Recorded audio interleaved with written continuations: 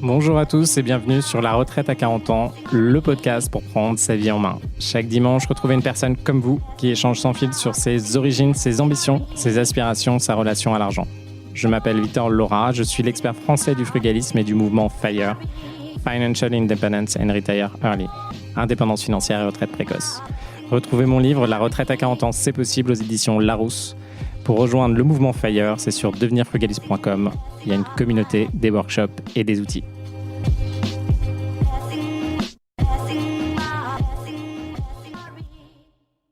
Bonjour à tous et bienvenue dans un nouvel épisode de La Retraite à 40 ans. Aujourd'hui, on revient sur comment bien s'entourer. J'ai eu plusieurs fois la question qui est revenue ces derniers jours et il y en a beaucoup d'entre vous que j'aide en fait à s'entourer des bonnes personnes pour pouvoir avancer en fonction de leur objectif. Et c'est d'ailleurs quelque chose que j'applique de mon côté, que je pourrais faire largement mieux, mais on va en reparler aujourd'hui.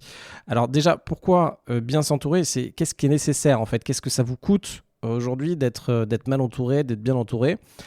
En gros, donc il y a cette fameuse phrase « Montre-moi tes 5 amis, je te dirai qui tu seras dans 5 ans ». Et effectivement, la façon, c'est Gene Rod qui a parlé de ça.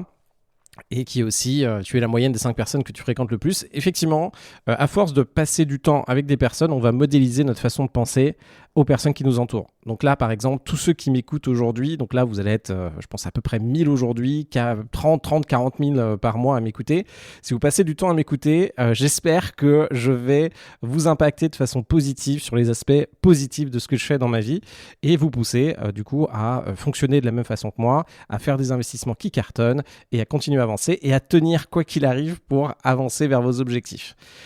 C'est vrai, plus vous allez passer du temps avec des personnes, plus votre cerveau va fonctionner sur la même fréquence, entre guillemets, va fonctionner avec les mêmes réflexes, plus vous allez changer votre cerveau avec les personnes qui vous entourent. Et ça fonctionne de la même manière, indirectement, avec le contenu que vous consommez. Quand vous fréquentez quelqu'un, en fait, la personne, sa façon, ses réflexes, sa façon de réfléchir, sa façon de passer à l'action va directement vous impacter dans votre vie. Donc, c'est pour ça que c'est très important de rester avec des personnes qui sont d'un côté positives, mais aussi des personnes qui savent réellement ce qu'elles font et qui ont un niveau finalement meilleur que vous dans certains domaines. Et je vais revenir concrètement sur ce que c'est pour bien s'entourer d'un point de vue investissement. Je vais prendre des exemples très très concrets.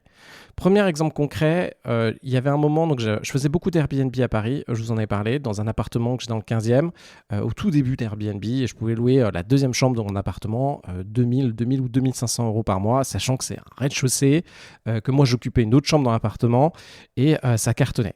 Donc là, à ce moment-là, ce que j'ai fait dans un premier temps, c'est que j'ai appris tout seul, je faisais le ménage de mon côté, etc., etc. Puis à un moment, j'ai continué à faire beaucoup d'Airbnb, mais plutôt dans l'est de la France, et j'ai arrêté concrètement à Paris d'en faire. Donc j'en ai fait quelques-uns dans différents appartements que je pouvais avoir.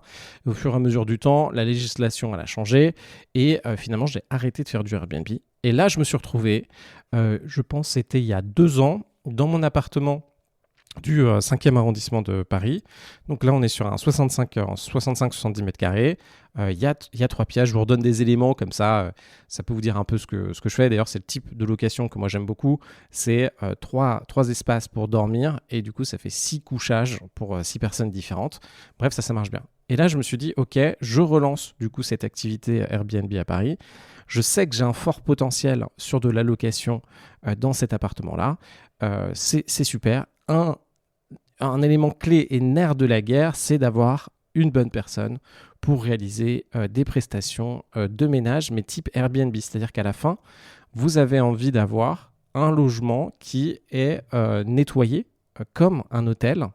Et ça s'apprend en fait. C'est-à-dire que les personnes qui font ce type de métier, donc qui sont en capacité d'être à l'heure, de faire un ménage de qualité, tout en respectant des délais, et qui sont au courant du niveau de prestation qui est attendu sur un Airbnb, il faut déjà, alors vous avez plusieurs façons de le faire, mais le mieux c'est de vous entourer de personnes qui sont déjà habituées à faire ça. Donc là, il y a pas mal de techniques pour pouvoir y arriver. C'est vous déjà de savoir concrètement ce que vous attendez de la personne. Mais attention, ça peut devenir assez compliqué. Donc là, on peut quand même s'aider d'outils en ligne, etc. Et on peut s'aider de forums, on peut s'aider d'IA pour qu'elle vous dise exactement quels sont les délais qui sont nécessaires. Donc en fait, pour se dire quelque chose, c'est vous devez en fait transformer votre appartement comme un processus de nettoyage. Je pense que vous le savez tous. C'est à la limite faire une grille en disant, bah voilà, ça prend tant de temps de faire telle étape, donc tant de temps de laver le sol, tant de temps de changer les draps. Si les draps, voilà où ils sont, tant de temps pour aller chercher par exemple les draps au dressing, si vous les mettez au dressing à côté, etc., etc. Donc en fait, vous devez faire tout un tableau pour bien déterminer ce que veut faire la personne. Donc là, on tombe sur bien s'entourer et aussi bien déléguer. C'est-à-dire que bien s'entourer fonctionne aussi avec bien déléguer. Sinon, une des façons d'aller beaucoup plus vite au résultat, c'est finalement de s'entourer directement des personnes qui sont hautement qualifiées sur une tâche et qui ont été formées, voire qui font le travail à un niveau de qualité que vous ne maîtrisez pas pour le moment. Et là, pour faire simple, alors généralement il faut toujours les deux, mais pour faire simple, là il s'agit de vous entourer de personnes qui sont vraiment très bonnes et qui ont des résultats meilleurs que vous dans le domaine. Donc là par exemple, moi ce que j'ai fait à ce moment-là, j'ai simplement décroché mon téléphone, je suis allé sur WhatsApp, j'ai un ami qui a 4-5 appartements sur Airbnb à Paris, je lui envoie un petit WhatsApp et je lui dis « Hey, j'ai besoin de quelqu'un pour gérer le ménage dans mon appartement, est-ce que tu as une personne chez toi ?» Alors je précise à chaque fois que c'est que pour moi. Vous avez la problématique aussi, en fait, dans mes amis qui me connaissent, ils se disent « Ouais, zut, si je file un bon plan à Victor, en fait, mon bon plan, et on va revenir dessus, mais il faut penser. En fait, voilà, quand vous faites ça, pensez aussi aux conséquences de vos actions. » Donc la personne que j'ai contactée, elle se dit « Bon, c'est Victor, ok, un appartement, je veux bien le dépanner, mais si Victor, il me ramène sa communauté et après, il me re-référencie la personne avec qui je travaille sur 6 appartements supplémentaires, mon profil avec qui ça marche très bien, finalement, il va se retrouver à avoir tellement de demandes de travail à droite à gauche qu'il va augmenter les prix, qu'il sera plus disponible pour moi, etc., etc. » Donc, n'oubliez pas de penser aussi quel est l'impact en fait de qui vous êtes pour la personne à qui vous demandez ça, pour faire une formulation et bien expliquer que vous avez compris les enjeux et même désamorcer un conflit ou une charge émotionnelle possible. Alors je reviens dessus, mais en fait votre objectif c'est quand même de garder un réseau de qualité. Il y a des messages aussi à faire passer, mais c'est pas d'emmener les personnes à se sentir mal suite à votre sollicitation. Donc il y a toujours un effort de comprendre en fait où est la personne, quels sont ses enjeux et vous, qu'est-ce que vous allez amener comme élément émotionnel qui peut être un peu négatif dans son cadre. On pourrait essayer de faire ça. Alors j'essaie de faire ça un maximum de temps. Après, il faut voir, il y a des moments, c'est pas forcément aussi bien que ça. Donc là, j'ai fait une demande à une personne. Donc j'ai demandé finalement à 2-3 personnes que je connais dans ce secteur. En fait, d'ailleurs, même pas 2-3, j'ai demandé à 2 personnes. Et tout de suite, en fait, j'ai eu ma réponse. Je crois que c'était dans l'heure. On me conseillait une personne pour venir faire du coup la prestation de ménage chez moi.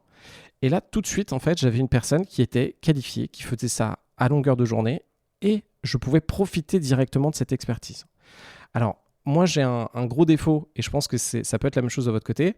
Moi, j'aime bien me dire que tout le monde peut faire tout. Mais en réalité, il y a quand même une montée en compétence qui est nécessaire et cette montée en compétence demande de l'énergie.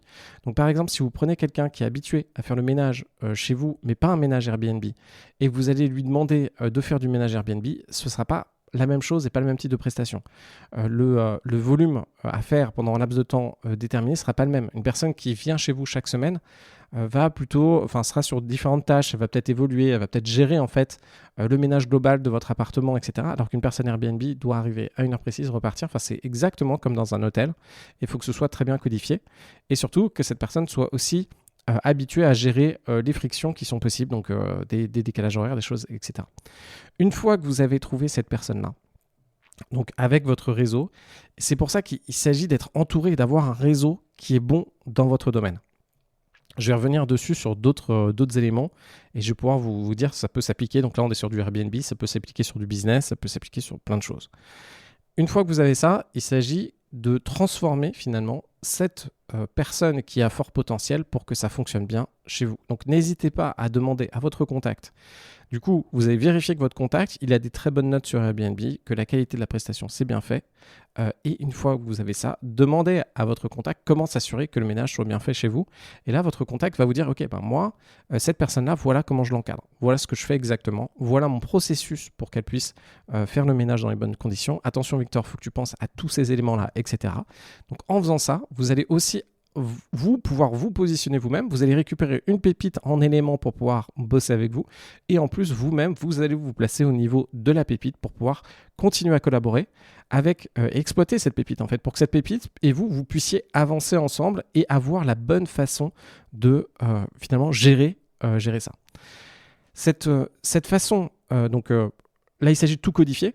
Une fois que vous codifiez les choses et que vous avez un processus dont je vous ai parlé avant, donc bien déterminer le processus qui est viable, montrez ce processus à la personne tout en vous montrant flexible sur le processus pour avoir, par exemple, si vous avez des temps de ménage, si vous avez des équipements de ménage nécessaires, si vous avez des éléments, échangez aussi sur le processus que vous avez créé avec la personne qui va vous dire, en fait, vous avez besoin de quelque chose core, d'écrit, pour pouvoir challenger. Je reviendrai dessus sur des protocoles de transaction avec des avocats, c'est exactement la même chose. En gros, là, ce dont on a besoin, c'est d'être sûr qu'on a concrètement un terrain d'échange. Donc, en fait, le processus que vous allez créer, il y aura peut-être, et après, c'est à vous, en tant que gestionnaire de l'événement, ce sera à vous aussi de gérer les tensions émotionnelles qui peuvent exister. Qu'est-ce que ça veut dire ? C'est-à-dire que là, vous arrivez, vous allez mettre un processus qu'une personne va devoir respecter. La plupart des personnes avec lesquelles vous avez travaillé et qui sont performantes vont s'assurer qu'elles sont en capacité de répondre à vos attentes sur ce qu'elles doivent réaliser, non seulement comme tâches, mais sur les résultats attendus. Du coup, il faut les préciser, les tâches ainsi que les résultats attendus. Donc, vous avez le résultat attendu pour dire, OK, on va à cette direction. Et après, vous avez l'organisation des tâches. Et la personne, c'est nécessaire pour elle qu'elle challenge chacune des tâches. Et si elle ne le fait pas, alors normalement elle ne le fait pas. Si elle ne le fait pas, c'est à vous de challenger vous-même les tâches que vous donnez à la personne que vous allez encadrer pour cette prestation-là. Qu'est-ce que je veux dire par là ? Donc, si vous ne qualifiez pas ce que ça veut dire, le rendu final de l'appartement, la personne ne sait pas où elle va. Donc, qu'est-ce que vous voulez exactement ? À quoi ça va ressembler ? Ça veut dire quoi que le ménage est fait ? Est-ce que vous avez des goodies supplémentaires à mettre dans votre appartement, etc., etc. Vous avez toute cette partie-là.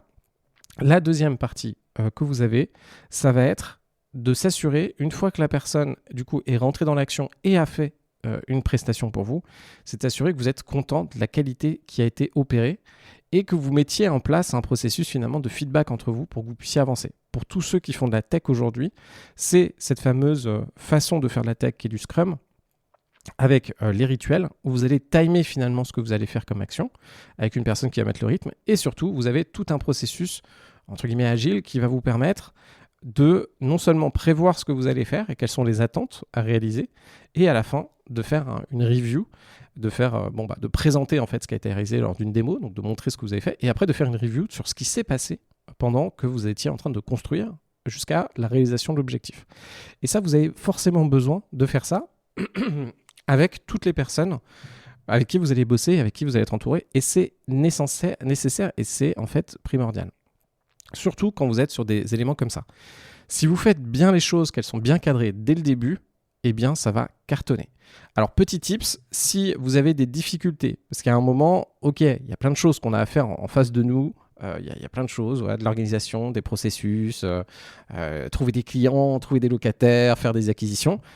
En fonction de qui on est, on a plus ou moins d'appétence pour pouvoir réaliser une tâche. En fait, il y a un moment, peu importe finalement le moyen pour réussir à atteindre une tâche. Si vous vous rendez compte que vous avez la possibilité de le faire vous-même et de progresser, si ça marche, c'est fantastique. Je vous encourage à développer ces compétences-là, mais à un moment, potentiellement, vous n'allez pas y arriver. C'est-à-dire qu'à un moment, avec le rythme que vous avez aujourd'hui, les enjeux, etc., vous n'arrivez peut-être pas... En fait, il faut choisir ses combats.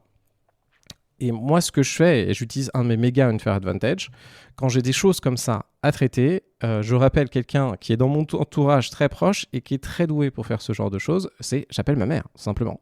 J'appelle ma mère et je lui dis, écoute, j'ai ce sujet-là à traiter chez moi pour organiser toute la partie, ça peut être tout, hein, pour la partie ménage, pour organiser la partie sur une partie travaux si j'ai des difficultés dessus. Je l'appelle, on reste au téléphone ensemble et on fait le processus ensemble au téléphone. Alors, vous avez l'IA qui peut vous aider, vous avez plein de choses. Après, ça dépend vraiment de quelles sont vos problématiques personnelles. Alors, on se rappelle, je vais faire un petit lien avec tout ce qui est difficulté de santé. Vous avez dans votre vie des symptômes et vous avez la vraie maladie. Donc, par exemple, dans mon cas, j'ai du psoriasis sur la peau, qui est une maladie de peau, qui est liée, c'est un bout génétique, un bout lié au stress, un bout lié à l'alimentation. Et pour faire simple, soit si je ne mets pas certaines crèmes en fait sur la peau, donc c'est la cortisone, c'est pour ça que comme vous voyez de temps en temps j'ai des pellicules et en fait mes pellicules c'est ça en fait. J'ai des le psoriasis c'est quoi? C'est la peau qui va se remultiplier, donc votre peau va très vite se multiplier en couches et ça va vous faire des éléments sur la peau et ça va peler quoi, ça va peler et en plus ça vous gratte de temps en temps. Alors ça dépend de qui, mais moi ça peut m'arriver. Ça vous avez autant envie de vous gratter votre peau du coup que quand vous avez la varicelle. C'est terrible. En fait, là, vous avez plusieurs choix. Soit vous traitez la problématique. Donc, la problématique, c'est de comprendre ce qui va pas bien dans votre alimentation, d'un point de vue génétique. Est-ce que vous avez des choses à pouvoir traiter en profondeur? Et sinon, vous traitez les symptômes. Les symptômes, vous mettez de la crème. Là, c'est de la cortisone. Alors, traiter les symptômes, ça permet de cacher ce que vous avez. Mais indirectement, ça ne traite pas la vraie maladie ou la vraie problématique que vous avez. C'est exact. Mais alors, ce que je veux dire, c'est de temps en temps nécessaire. En fait, il y a des moments... voilà, si je reparle un peu d'un point de vue familial, mon père, il coach pas mal de personnes et en fait, à chaque fois, lui, il va dire, OK, par exemple, une sensation émotionnelle peut être un symptôme. Si vous réagissez d'un point de vue émotionnel assez fort à quelque chose, ça va être sûrement un symptôme de quelque chose que vous n'avez pas traité chez vous. Donc, quelque chose que vous n'avez pas traité chez vous, c'est par exemple, à un moment, vous avez eu une phase difficile dans votre vie. Vous pouvez écouter l'épisode avec Camille sur les sacs, où en fait, elle était chez EY. Et à un moment, elle a vécu une phase difficile chez EY où elle se retrouvait en réunion tard.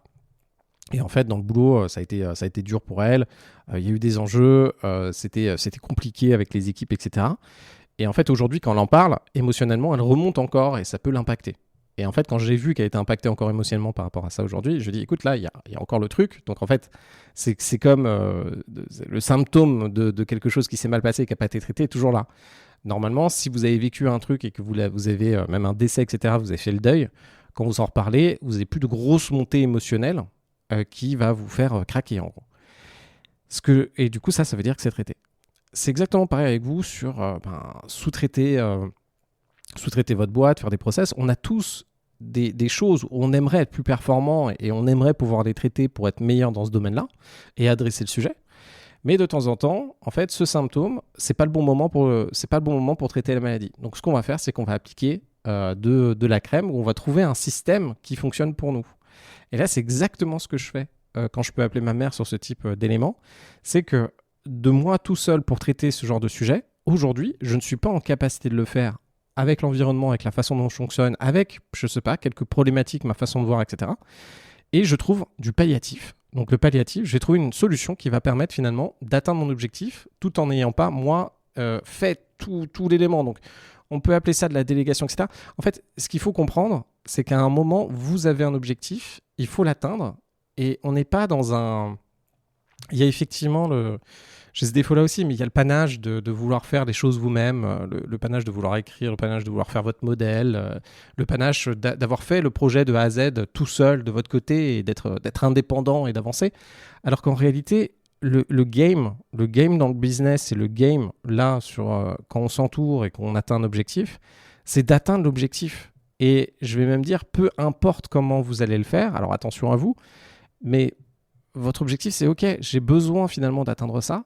Et on va essayer d'oublier tout le reste, peu importe votre positionnement en fait dans l'équation, peu importe qui vous êtes, peu importe de prouver que vous allez y arriver, peu importe de maîtriser tel truc, peu importe de tout ça. En fait, il y a tous ces éléments qui viennent, qui sont à la fois de l'ego et qui vous permettent d'apprendre, qui vous permettent de progresser. Mais en fait, non, le vrai truc, c'est OK, je mets mon appartement sur Airbnb demain, je veux gagner tant par mois et j'ai besoin d'avoir tant de trucs qui tournent. Comment je fais pour que ça fonctionne? Et indirectement, et je vous le dirai, le moins vous faites, le mieux c'est. Mais par contre, attention à cette pensée-là.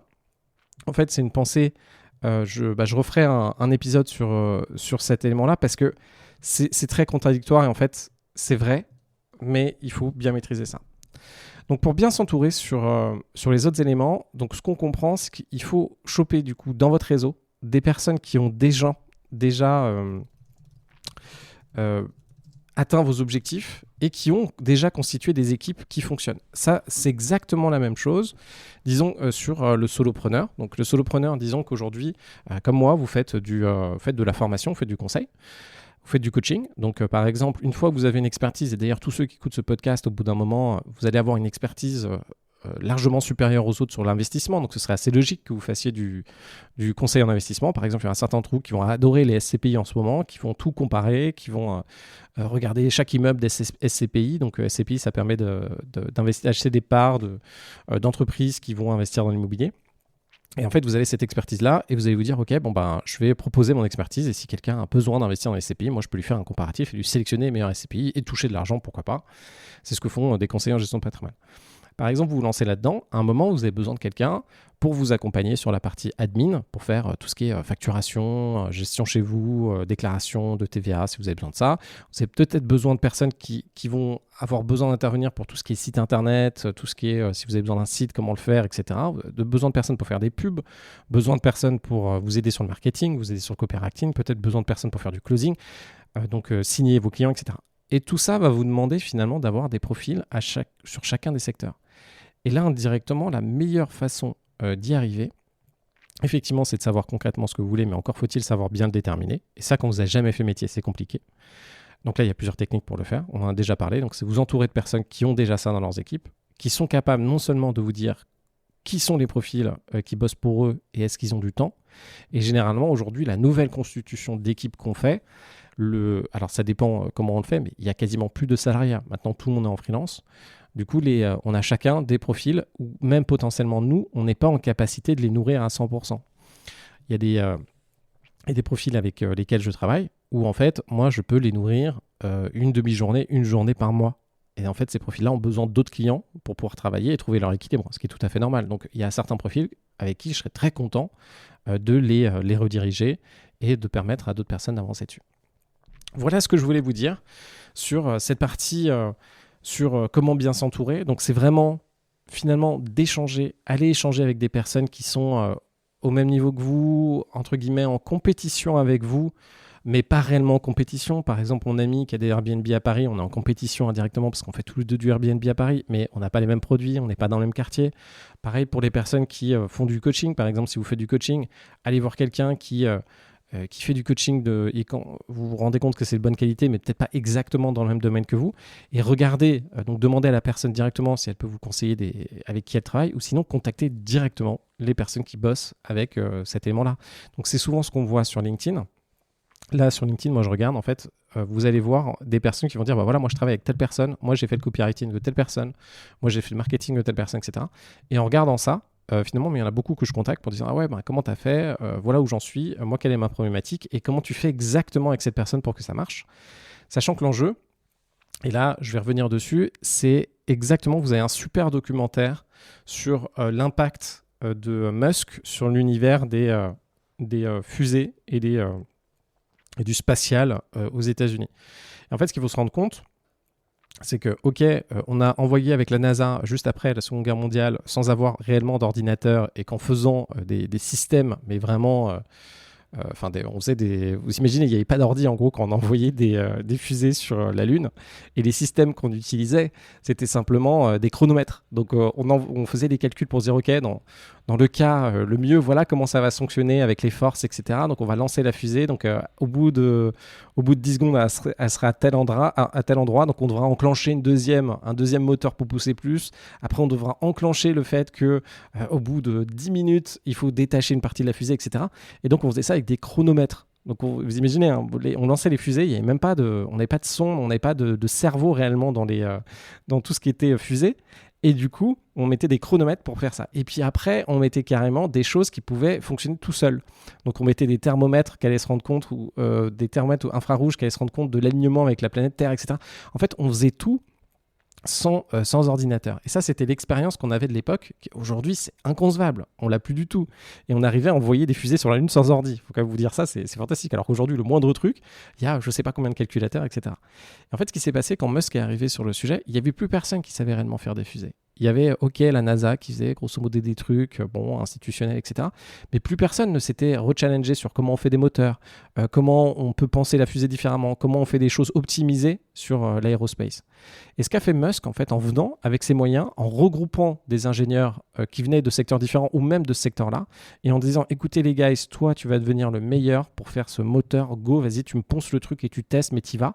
Et en réunissant des cerveaux qui étaient franchement très compétents, très smart, avec surtout beaucoup de motivation.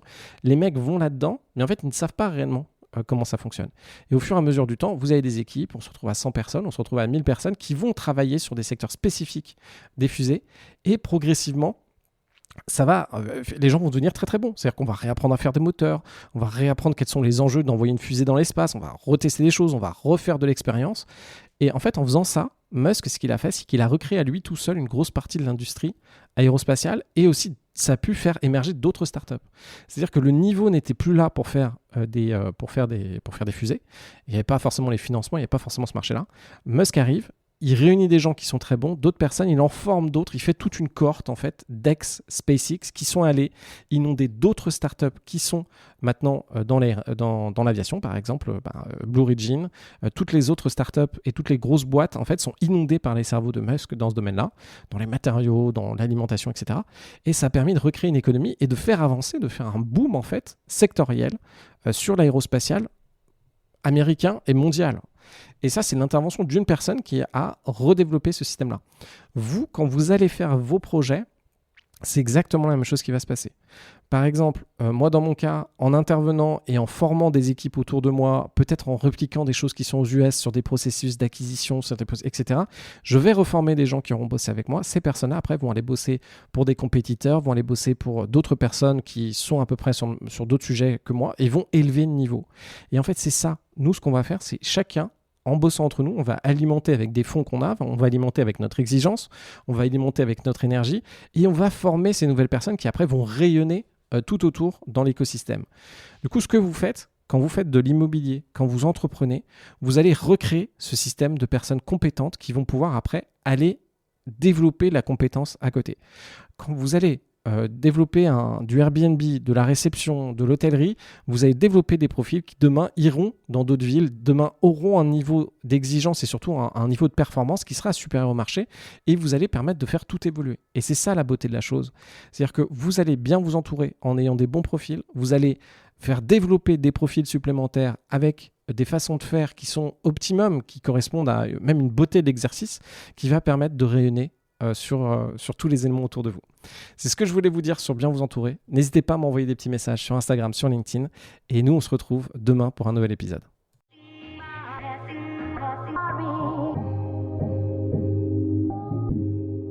Vous venez d'écouter un épisode de La Retraite à 40 ans. N'hésitez pas à en parler autour de vous, à vous abonner, à rajouter 5 étoiles et à mettre un petit commentaire. Ça nous aide vraiment beaucoup. Pour être informé des nouveautés, rendez-vous sur devenirfrugaliste.com. Une question, je réponds sur LinkedIn, Victor Lora, Lora. Et surtout, n'oubliez pas, vous êtes déjà au top. À très vite.